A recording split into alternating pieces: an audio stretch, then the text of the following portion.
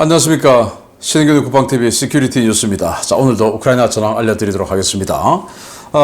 이 남부전선에 투입된 러시아군이 10개월, 11개월째 꼼짝도 못하고 참호 속에서 지금 버티고 있는 와중에 우크라이나군은 공격을 하고 있는 입장이죠. 그런데 공격을 하고 있는 우크라이나군이 지금 한 달 보름 되는데 부대 교체를 한답니다. 휴식을 위해서. 이 소식을 러시아군들이 좀 더 많이 들었으면 좋겠는데요. 전선에 있는 러시아군들, 이거 지금 우크라이나군이 선전하고 있기 때문에 많이 듣고 있는 겁니다. 완전히 멘붕에 빠져버리는 거죠. 이것도 심리전의 일환인데 완전히 제대로 심리전 들어가고 있습니다. 이런 와중에 러시아는 또 상층부에서 자기네들끼리 총살시켜야 된다라는 말까지 하면서 완전히 치고받는 난타전이 벌어지고 있습니다. 오직 권력입니다. 국익 없습니다. 돈을 얼마나 많이 떼먹었다. 이런 이야기까지 지금 가감없이 나오고 있는 상황 보도록 하겠습니다. 신인균의 국방TV 구독, 알림, 좋아요 눌러주십시오. 전과를 먼저 보겠습니다. 병력은 어제 대비 530명을 추가 살상시켰다. 자, 그래서 어제부로 24만 명 살상자가 돌파된 날이네요. 24만 10명. 예. 전차 6대 격파, 장갑차 6대 격파, 차량 29대 격파, 특수장비 2대 격파, 야포 19문 격파, 다연장 로켓 3문 격파, 무인항공기 33대 격추, 미사일 14발 요격 등의 전과가 있는데 무인항공기 33발, 미사일 14발, 이건 제가 어제 말씀드린 그 추가 공격이었어요. 그리고 오늘도 이 전과 발표 이후에 그리고 다시 또 우크라이나가 카드 뉴스로 또 그 미사일 추가 요격 전과를 발표를 했는데, 그걸 보자면 아까 그거와 별개로 이렇게 샤드 136 드론 13대 격추했고, 그리고 미사일 5발 순항미사일 요격했다. 칼리브르죠. 했는데 어제 우크라이나에 날아온 미사일 다 합하면 샤이드 136 드론 19기가 날아왔어요. 그 중에 13기를 요격했으니까 6발은 맞은 겁니다. 그리고 오닉스 미사일, 바스티온인데 이게 야혼트 미사일이라고 초음속 대함 미사일이에요. 이걸 이제 지대함 버전으로 쏘는 건데 아주 비싼 거죠. 이 초음속 지대함 미사일을 지대지 용도로 쏘았어요. 오데사 쪽에다가. 그래서 이거 7기를 쐈는데 이거는 한 발도 못 막았다. 그리고 수상함에서, 군함에서 3발의 칼리브르 순항 미사일을 쐈는데 그 중에 2발은 요격하고 1발은 맞았다. 그리고 지대지 용도로 쏘는 칼리브르 미사일, 이걸 이제 이스칸데르 K라고 하는데 그거 5발을 러시아가 쐈는데 그 중에 3발 요격했다. 즉 2발 맞은 거죠. 그리고 투플레프 22 M3 백파이어 폭격기에서 KH-22 공대지 미사일 4발을 쐈는데 그거는 1발도 요격 못했다 라는 거죠. 그래서 뭐 이렇게 선전을 해서 요격을 했지만 어제 결국 미사일 14발을 맞았다 라는, 그리고 드론 6발 맞았다 라는 안타까운 소식도 사실은 있습니다. 그래서 이 방공 무기를 더욱더 많이 줘야 된다. 특히 이 미사일을 요격을 못한 대부분은 오데사 지역입니다. 이 키우 지역은 대부분 요격을 하는데 왜? 거기는 방공 무기가 많으니까. 그런데 오데사 지역은 방공 무기가 별로 없죠. 그러니까 이렇게 쏘면 쏘는 대로 만든 겁니다. 곡물 관련해서 지금 곡물 가격이 러시아의 곡물 협정 탈퇴로 인해서 오르고 있지 않습니까? 이걸 이제 지켜내야 되는데, 그러려면 오데사 쪽에도 방공 무기가 많이 가야 되는데 제가 그저께 알려드렸던 것처럼 이 대만의 호크 방공 시스템들이 24기가 우크라이나에 간다라고 했던 걸 그걸 대만이 아니다라고 하는 뭐 이런 상황들, 참 안타까운 소식들이 계속 있습니다.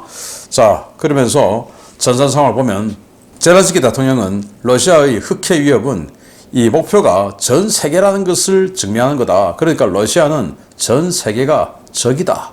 이렇게 이야기를 하고 있고요. 지금 이제 오데사 쪽에 곡물 관련해서 전 세계 곡물 가격을 뒤흔들기 위해서 저짓을 하고 있으니까 이제 이렇게 이야기하는 거죠. 미국 NSC는 러시아가 흑해에서 민간 선박을 공격한 후에 우크라이나 때문이다. 이거 우크라이나 아니었으면 안 했다. 라고 우크라이나 탓을 할 것이다. 라고 이야기를 했고요. 충분히 개연성이 있죠. 그리고 우크라이나의 에네고 아톰은 자포리자 원자력 발전소의 원자로 냉각수 앞에 큰 그 저수지가 있지 않습니까? 그 수위가 아직은 안정적이다. 라고 좀 다행스러운 이야기를 했고, 우크라이나 군사정보국은 러시아가 우크라이나군의 군복을 입고 자포리자 원자력 발전소를 폭파하는 자작극을 준비하고 있다.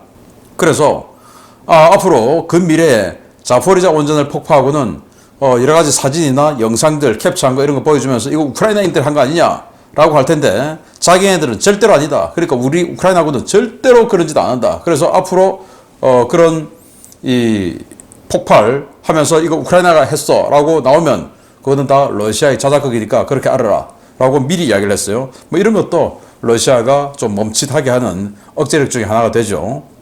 프리고진 바그너 그룹 수장은 우크라이나전 당분간 참전 안 한다. 원래 이제 8월 5일 날 한 달 쉬고 8월 5일 날 참전한다고 했는데, 그 8월 5일 날 참전 안 한다라는 거죠. 당분간 재정비에 집중한다 라고 말을 했어요. 근데 이게 맞죠? 왜냐, 지금 우크라이나군이 남부전선에서 집속탄 이제 쓰기 시작하면서 좀 진격이 빨라질 텐데, 참호 방어선 격파가 빨라질 거가 당연하겠죠. 그리고 예비대 투입하고, 오늘 말씀드리겠지만 또 부대 교체하고 이렇게 해서 쌩쌩한 컨디션을 가진 부대들이 또 들어가서 싸우고 이러면 이제 더 빨라지겠죠. 이때 바그너 그룹이 들어가가지고 두들겨 맞는 깨지는 역할 하는 건 바보죠. 그래서 뭔가 한번 깨지고 나서 다시 버틸 때 그때 들어가는 게 정치적으로 승리하는 길 아니겠습니까? 그런 판단하는 것 같습니다. 바그너 그룹의 9차 호송대가 벨라루스에 도착을 했고, 여기에는 중장비도 반입됐다. 장갑차도 있더라는 겁니다.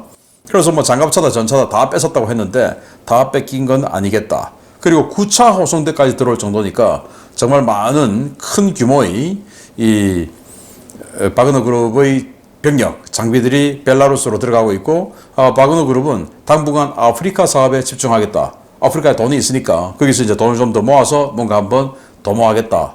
이게 아닌가 싶습니다. 자, 우크라이나는 미국과 CBU-58 집속탄, 항공 투하 집속탄이죠. 이거 공여 문제를 협의 중에 있는데, 우크라이나가 미국에게 이 CBU-58을 탁 찍어서 이거 좀 우리 좀 달라 라고 이야기를 했는데요. 이 CBU-58이 바로 이겁니다. 372kg짜리인데 이 폭탄 한 발에 680발의 자탄이 들어있어요. 그래서 이건 뭐 특별한 유도장치나 이런 게 필요한 게 아니에요. 그냥 하늘에서 떨구면 됩니다. 그래서 미그-29나 수호-24, 수호-25 이런데 이 파일럿의 장착만 되면, 달수만 있으면 떨어뜨릴 수가 있는 겁니다. 아주 오래된 클러스터 탄이고, 미국이 현재 쓰지 않는 클러스터 탄이고, 우리 한국 공군이 가지고 있는 것보다 훨씬 더 구형이에요. 그러다 보니까 이거를 미국에게 달라고 하면 미국이 이거 정도는 주지 않을까라는 생각을 해서 이 CBU-58을 달라고 한 것 같은데, 미국이 좀 전향적으로 판단해주면 어떨까? 이런 이 집속탄은 사실은 그 DPICM-탄보다 훨씬 더 강력하죠. 그렇기 때문에 이런 것들 적진에다가 떨어뜨려 버리면 정말 엄청난 위력을 발휘할 수 있습니다.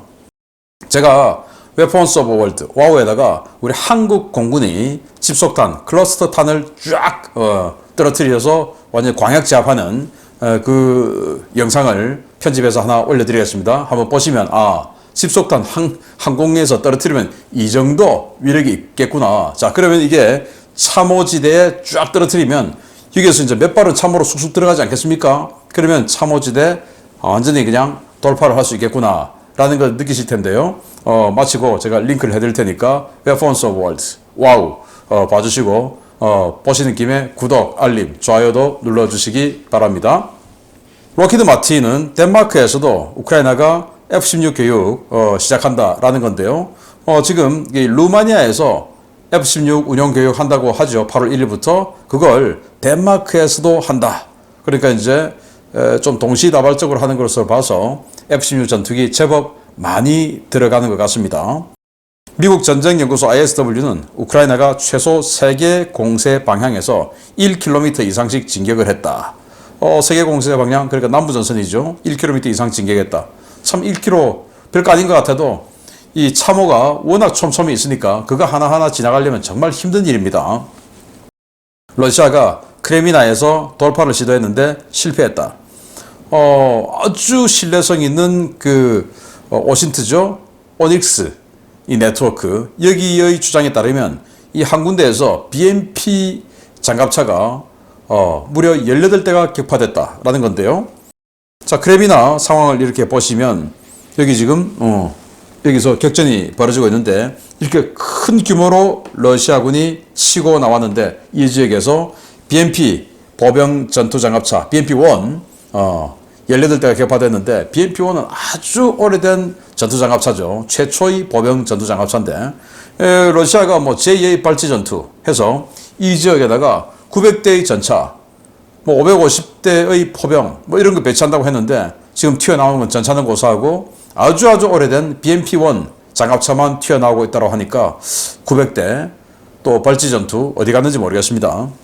우크라이나가 클리치슈카 일대, 그러니까 바흐무트 남쪽의 아주 전략 요충지, 감제 고지죠. 그러니까 해발 한 200m 고지가 쫙 V자로 형성되어 있는 곳이 클리치슈카인데 그 일대에 러시아군 72여단이 있었죠. 그 72여단의 거점을 완전히 소탕해서 클리치슈카, 즉 바흐무트 남쪽을 안정화시켰다라고 이야기를 했습니다. 잘 된 것 같습니다. 자, 주요 소식 보겠습니다. 바그너 그룹 쿠데타 이후 러시아 권력 중심부의 갈등과 균열이 점점 더 심각해지고 있습니다. 서로의 치부를 덜쳐내며 난타전을 벌이고 있는데 이 과정에서 기상천외한 소식들이 계속해서 터져 나오고 있습니다. 러시아는 국방부 지도부 그리고 이들과 결탁한 부패 세력에 의해 위기를 맞고 있으며 이러한 반역 행위에 연루된 일선 간부들을 지금 당장 총살해야 한다고 이고르 거킨 성난 애국자 클럽 대표가 현지 시각 7월 19일 성토했습니다. 그는 최근 전선에 보내진 6문의 퉁구스카 야전 방공 시스템의 결함 사례를 소개하면서 이것이 우리 전선 후방의 창고들이 펑펑 터져나가는 이유라고 지적했습니다. 거키는 지금 각지의 후방 창고들이 병력들과 함께 폭발로 날아가고 있고 지휘소도 초토화되고 있다라며 우리 방공 자산들은 어디 숨었는지 역할을 하지 못하고 있는데 이 엉터리 방공 시스템이 바로 그 이유라고 꼬집었습니다.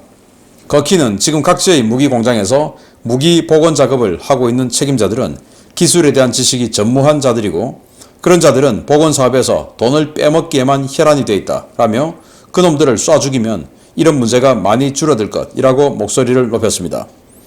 거킨이 공유한 영상에는 6문의 퉁구스카 야전 방공 시스템이 등장하는데요. 해당 차량들은 깨끗하게 도색까지 마치고 러시아 선전 매체에서 야전 배치를 알리는 동영상까지 보도됐지만 6문 중 3문은 출고 기념 영상 촬영 직후 서스펜션이 파괴되었고 2문은 사격 통제 장치가 먹통이었으며 1문은 시스템 고장으로 미사일 발사대 안에서 미사일이 폭발할 뻔한 사고를 겪었습니다. 문제의 퉁구스카 시스템은 1982년부터 배치된 하이브리드 방공 시스템인데요. 30mm 기관포 2문과 사거리 10km의 9M311 지령 유도식 지대공 미사일 8발을 탑재해 우리나라의 비호 복합과 유사한 개념의 무기로 평가되고 있습니다.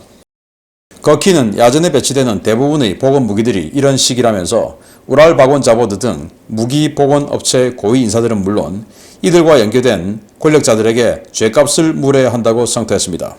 거킨이 모스크바에서 블라디미르 크바츠코프 전 정보총국 대령 등과 만나 크렘린과 국방부를 성토하는 행사를 갖자 러시아 국방부는 다음날 곧바로 크바츠코프 대령을 군 모욕 혐의로 기소하고 거킨에 대한 사찰을 시작했습니다.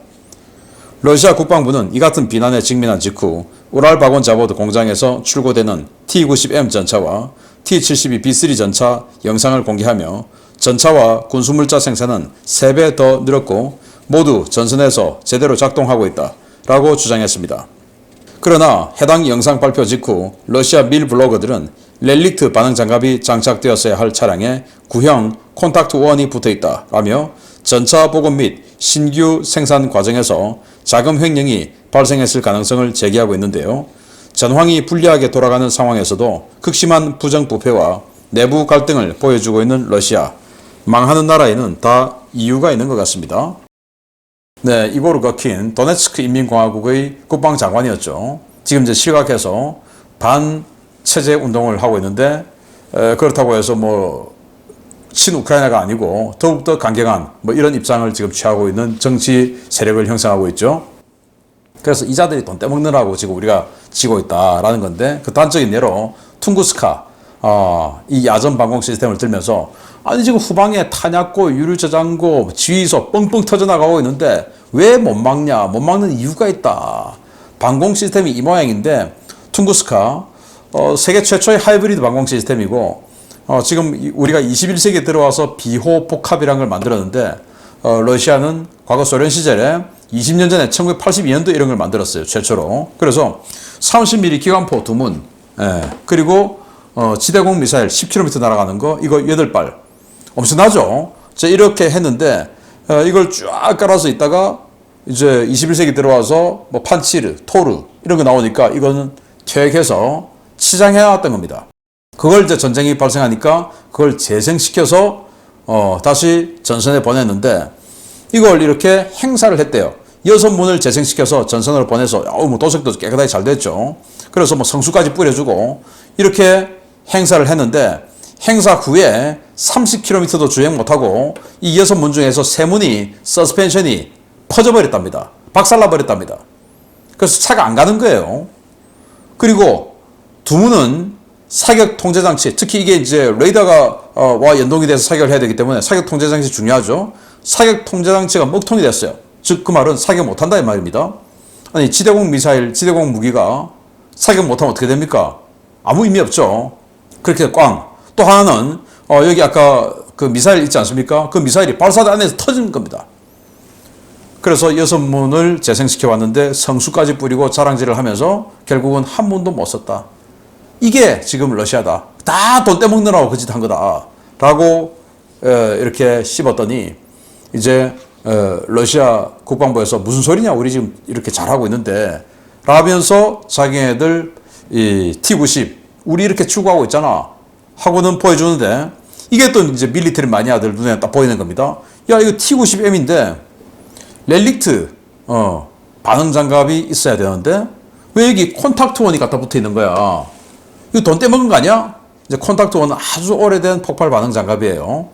콘탁트 원보다 콘탁트 5가 2배 정도 위력이 있다. 콘탁트 5보다 렐릭트가 또 2배 정도 있다. 그러면 렐릭트보다 콘탁트 1은 25%밖에 방어 능력이 안 된다 그 말 아닙니까? 그런데 여기 콘탁트 1 그러면 이거 도대체 누가 얼마 떼먹은 거야? 그리고 여기 전면 포탑 전면에 렐릭트 있어야 되는데 왜 콘탁트 5가 붙어 있는 거야? 야 정말 매의 눈으로 보는 거죠. 이런 식으로 돈 떼먹었잖아. 어떤 놈이 떼먹었어. 이렇게 나오면서 또 이제 러시아가 공개한 이 영상을 보면서 야 이 T-72 B3라고 하는데 그러면 전부 이 폭발 반응 장갑으로 콘탁트 5가 붙어 있어야지 왜 콘탁트 1이 지금 덕지 붙어 있는 거야? 이게 무슨 T-72 B3야 이거? 돈 누가 떼먹었어? 이렇게 되고 있다는 겁니다. 정말 여기저기서 돈이 이런 식으로 떨어져 나가고 있다라고 서로 그냥 난타전을 벌이고 있고 그렇게 씹어대다 보니까 그 같이 동참했던 대령은 군 모욕죄로 예비역 대령이죠. 지금 징역 7년 거론되고 있다고 합니다. 기가 차죠. 자신들의 권력을 지키기 위해서 그냥 잡아 넣어버리는 러시아의 권부입니다. 자 이런 상황에서 러시아군들 완전히 멘붕에 빠집니다. 보겠습니다. 남부전선에서 화력전 위주의 초토화 전술을 펴고 있는 우크라이나군이 다음 주 전선 부대 교체를 시작한다는 소식입니다.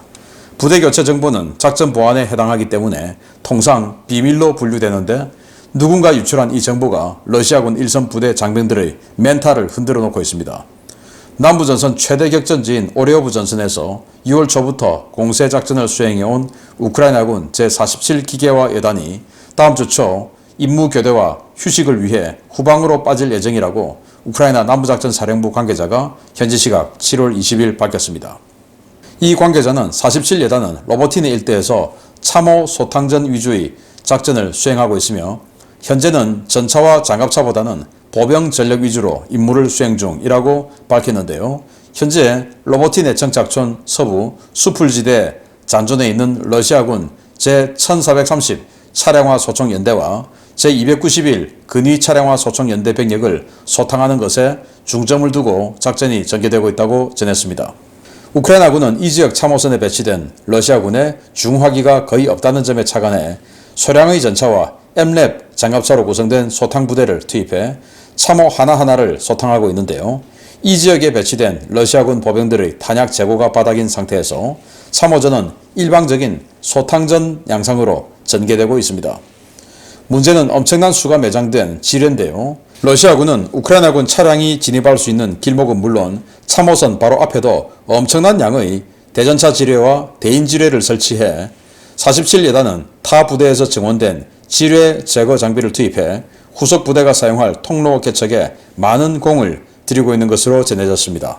우크라이나군 관계자는 제47기계화 예단이 7월 24일 이전 47예단과 함께 작전 중인 제65기계화 예단은 7월 말까지 전선에서 철수할 것이라고 밝혔는데요.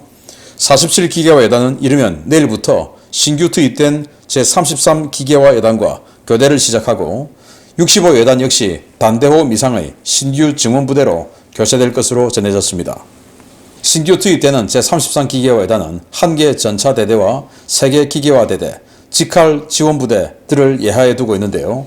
전차대대는 방어력 강화 개조를 마친 레오파르트2 A4 전차 32대를 보유하고 있고 기계화 대대는 BMP2와 M113, 맥스프로 M랩 장갑차로 무장하고 있습니다. 오리오브 전선에서 우크라이나군 공세부대가 교체된다는 소식에 러시아군과 친러 밀 블로거들은 절규에 가까운 반응을 보이고 있습니다. 잘 알려진 것처럼 이 지역의 러시아군 대부분은 지난 6월 초 공세 시작 이전부터 10개월 이상 전선에 묶여 있었고 최근 2달 동안은 엄청난 포격과 기갑부대 공세를 온몸으로 막아내며 피로도 누적이 심각한 상황이기 때문입니다. 지난 6월 초부터 격렬한 포격전과 근접 전투가 벌어진 오리오브 전선의 러시아군은 우크라이나군의 계속되는 공세, 수시로 떨어지는 상부의 역습 명령으로 지리멸렬한 상황인데요. 교체해줄 병력 없이 계속해서 수비선을 지켜야 하는 러시아군, 신규 투입된 우크라이나군 기갑부대를 상대로 지뢰만으로 얼마나 더 버틸 수 있을지 지켜봐야겠습니다. 네, 이 부대가 바로 47기계화 여단입니다. 지금 브래들리 보병 전투장갑차를 타고 있죠. 미국제. 이 장비 좋습니다. 총이 이 보병과 이 보병이 들고 있는 총은 스카 제일 비싼 소총 중에 하나죠. 스카하고 비슷하게 생겼는데 뭐 이렇게 장비도 좋아요. 이 사진을 왜 올렸냐? 이 차량이 이 브래들리 장갑차가 수색 순찰을 하고 있는 중에 러시아의 T-72 전차를 만났대요. 그런데 이제 원거리에서 발견했으니까 여기 토우 대전차 미사일 장착되어 있어요. 토우 대전차 미사일 쏘아서 T-72 전차 2대를 격파를 했답니다. 이 장갑차로. 아무튼 이런 47기계화 예단이 오리오브 전선에서 이렇게 작전을 하고 있는데 초기에는 첫날 그 유명한 사진이죠. 브래들리 장갑차 14대, 레오파르트 전차 2대 격파된 그 사진, 바로 그 부대입니다. 그 이후에 이제 전열을 정비하고 지금까지 선전을 하고 있는데 이 부대를 뒤로 뺀다. 왜? 휴식하러 뺀다. 라는 겁니다. 와, 이거 이 앞에 있는 러시아군들 작년부터 지금까지 10개월 이상, 이제는 12개월 가까이 꼼짝도 못하고 지금 싸우고 있는데 여기는 한 달 반 딱 싸우더니 야 이제 우리 휴식 뒤로 빠져. 그리고는 뒤에 있는 부대들이 들어온다 이거예요. 이걸 이제 우크라이나군이 러시아에게 선전전을 딱 펼치겠죠. 그럼 여기 있는 이 사람들은 사기가 어떻게 되겠습니까? 자기 최고 상관들은 58연합군 최고 상관은 10개월 동안 지가 하루도 못 쉬었다. 교대 좀 해달라 해가지고 숙청돼 버렸죠. 그런데 여기는 한 달 반 싸우고는 교대 이렇게 되는 겁니다. 자, 참호 소탕전 중인 47기가 예단 장병들인데 여기 이제 액션캠 장착하고 뭐 하는데 표정들도 밝아요. 장비들도 좋아요. 러시아군은 보면 완전히 그냥 정말 거지 같은 뭐 이런 생활을 하고 있는데 여기는 괜찮아요. 정말 문제가 이런 대전차 지뢰인데 우리 빨리 대전차 무기죠. 우리 한국의 공병전차 코뿔소 그 우크라이나에 좀 줬으면 좋겠는데요. 이런 식으로 지금 지뢰 수거하고 참호소탕하고 참호소탕전 지뢰 제거전 같이 지금 병행하고 있는데 자, 한 달 반 했으니까 쉬자. 그 또 처음에 또 많이 깨졌으니까 또 부대 또 재편도 좀 하고 그 차원으로 들어가고 지금 뒤에 있는 레오파르트2 A4 전차 1개 대대 32대로 중무장하고 이제 기계화 대대 3개 대대가 있는 33여단하고 바꾼대요. 자, 이런 식으로 우크라이나군 한 달 반 만에 전선에 있는 부대들을 예비대로 전부 교체하고 휴식. 또 한 달 반에 지금 또 하겠죠. 러시아군은 죽으라고 그냥 그대로 싸우는 이거 선전에 들어가면 이 방어선에 그러니까 최근에 소대 단위로 그냥 뭉특이로 그냥 항복하는 게 많이 늘어났다라고 하죠. 이런 선전전이 통하는 겁니다. 자, 이 영상이 러시아 군들에게 전파가 되기를 기대하겠습니다. 마치겠습니다. 감사합니다.